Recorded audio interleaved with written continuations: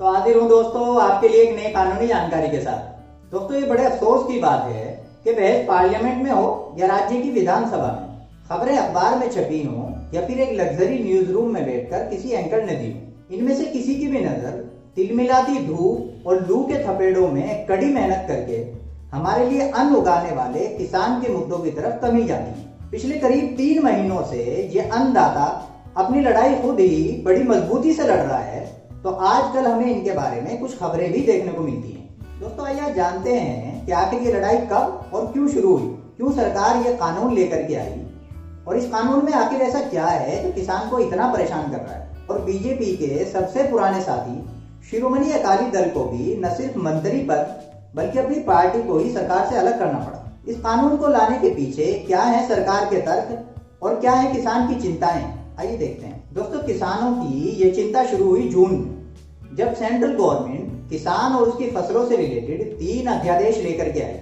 बाद में पार्लियामेंट के इस मानसून सत्र में सरकार ने इनको बिल के फॉर्म में पेश किया और फिर लोकसभा राज्यसभा से पास होने और राष्ट्रपति के साइन होने के बाद अब ये कानून बन चुके हैं। अध्यादेश, बिल और कानून में क्या फर्क होता है इसके ऊपर मेरा अलग से वीडियो है, जिसको आप आई बटन पे क्लिक करके या फिर डिस्क्रिप्शन में जाके देख सकते हैं। अब इस कानून को लेकर हो रहे विरोध प्रदर्शन में किसान का सबसे इंपॉर्टेंट नारा है किसान बचाओ मंडी बचाओ। तो इस कानून को लेकर किसान की चिंताएं और सरकार का पक्ष समझने के लिए हमें पहले ही मंडी सिस्टम समझना होगा। दोस्तों आजादी के बाद किसान को अपनी फसल बेचने और इसकी कीमत को लेकर कोई रेगुलेटेड सिस्टम नहीं था, तो किसान मनी लेंडर्स को जिनसे ये उधार लेता था या फिर ट्रेडर्स को अपनी फसल बेचता था, जो किसानों को कम दाम देकर और इसके अलावा भी कई तरीकों से शोषण करते थे। किसानों की इस प्रॉब्लम को दूर करने के लिए 1965 के बाद सरकार लेकर के आई APMCs, agricultural produce market committee, जिसको हम लोकल लैंग्वेज में मंडी समिति भी कहते हैं। इसके थ्रू सरकार ने किसान की प्रॉब्लम दूर करने के लिए 2 इंपॉर्टेंट स्टेप्स लिए। पहला, किसान अपनी फसल डायरेक्ट सरकार को कैसे बेचे, इसको आसान बनाने के लिए सरकार ने कुछ लोगों को लाइसेंस दी, जिनको हम मिडिलमैन या फिर आड़तिया कहते हैं। और दूसरे, सरकार लेकर के आई एमएसपी, मिनिमम सपोर्ट प्राइस, मतलब सरकार ने किसान को ये सिक्योरिटी दी कि उसकी फसल को एक फिक्स दाम से कम में कोई भी नहीं खरीद सकता। आइए अब देखते हैं कि इस कानून के सपोर्ट में सरकार के क्या तर्क हैं। पहला, मिडिलमैन मतलब आड़तिया का कोई रोल नहीं रहेगा और किसान चाहे तो डायरेक्ट अपनी फसल प्राइवेट कंपनी को बेच सकेगा और ये किसान को आत्मनिर्भर बनाएगा। दूसरे, किसान अपनी फसल को न सिर्फ मंडियों में बल्कि हिंदुस्तान में जहां चाहे वहां बेच सकेगा। इससे वन नेशन वन मार्केट को बढ़ावा मिलेगा और किसान की इनकम भी बढ़ेगी। और तीसरे, हम मंडियों को बंद नहीं कर रहे हैं बल्कि किसान के लिए और चॉइसेस पैदा कर रहे हैं कि अगर वो चाहे तो मंडियों में अपनी फसल बेचे या फिर किसी प्राइवेट कंपनी को बेचे। दोस्तों सुनने में ये बातें जितनी अच्छी लग रही हैं, रियलिटी में ऐसा है नहीं, वरना देश के ज्यादातर किसान संगठन, यहाँ तक कि बीजेपी और आरएसएस का अपना संगठन भारतीय किसान संघ इसका विरोध क्यों कर रहे होते हैं। आइए देखते हैं कि सरकार के इन दावों में कितनी सच्चाई है। पहला, सरकार का कहना है कि इस कानून के बाद किसान न सिर्फ मंडी में बल्कि दूसरे राज्यों में भी अपनी फसल बेच सकता है। दोस्तों मैं आपको बता दूं कि इस कानून के आने से पहले भी किसान ऐसा कर सकता था, लेकिन हिंदुस्तान में 85% किसान 2 हेक्टेयर से भी कम जमीन वाले हैं। तो अब ये छोटा किसान अगर लखनऊ से दिल्ली ले जाकर अपनी फसल बेचेगा तो जितनी उसको फसल का दाम मिलेगा उससे ज्यादा उसका किराया लग जाएगा। इसी वजह से अपनी पास की मंडी में ही अपनी फसल बेचते हैं और इसका इनको फायदा भी है, किराया कम लगता है, सरकार की तरफ से एमएसपी का फायदा होता है और आड़ती इनकी फसल को एक तय प्राइस से कम में नहीं खरीद सकता। नए कानून के बाद अगर किसान प्राइवेट कंपनी को अपनी फसल बेचता है तो उसको ये एमएसपी का फायदा नहीं मिलेगा।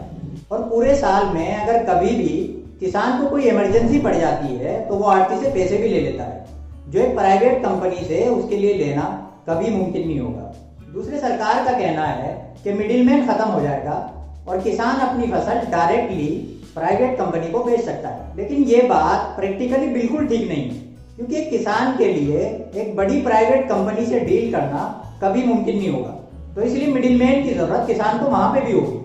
तो ये मिडिलमैन तो अपने पीएम की तरह एक गरीब आदमी है, मंडी से झोला उठाएगा और प्राइवेट कंपनी पहुंच जाएगा। और तीसरे, सरकार का कहना है कि हम मंडियों को बंद नहीं कर रहे हैं, बल्कि किसान के पास ये ऑप्शन होगा कि वो चाहे तो मंडियों को अपनी फसल बेचे या फिर किसी प्राइवेट कंपनी को बेचे। ये ऐसा ही है जैसा कि सरकार ने बीएसएनएल को बंद तो नहीं किया था, लेकिन उसके ऊपर ध्यान देना कम कर दिया था, सर्विसेज देनी बंद कर दी थी और उसके साथ साथ कुछ प्राइवेट कंपनीज को भी अलाउ कर दिया था। तो आज हम सबको मालूम है कि बीएसएनएल तकरीबन बंद होने की कगार पे है और इस कानून में तो सरकार ने प्राइवेट कंपनीज को 3 स्पेशल छूट भी दी हैं। पहली, ये मंडियों से अनाज चावल खरीदते थे तो इनको 3 से 4% टैक्स देना होता था। इससे राज्य सरकार की इनकम होती थी और इसी इनकम से राज्य सरकार मंडी में कर्मचारियों की सैलरी और उसके रखरखाव का काम करती थी। लेकिन इस कानून के बाद ये प्राइवेट कंपनी डायरेक्ट किसानों से खरीदेंगी और अब इनके ऊपर कोई टैक्स भी नहीं लगेगा। तो अब राज्य सरकार के लिए मंडी के कर्मचारियों को सैलरी देना और इसकी रखरखाव करना मुश्किल होगा, तो मंडियां ऑटोमेटिकली बंद हो जाएंगी। और दूसरे, प्राइवेट कंपनी जब किसानों से डायरेक्ट खरीदेंगी तो इनके ऊपर एमएसपी भी नहीं लगेगा, तो ये रेट भी अपनी मर्जी से तय करेंगी।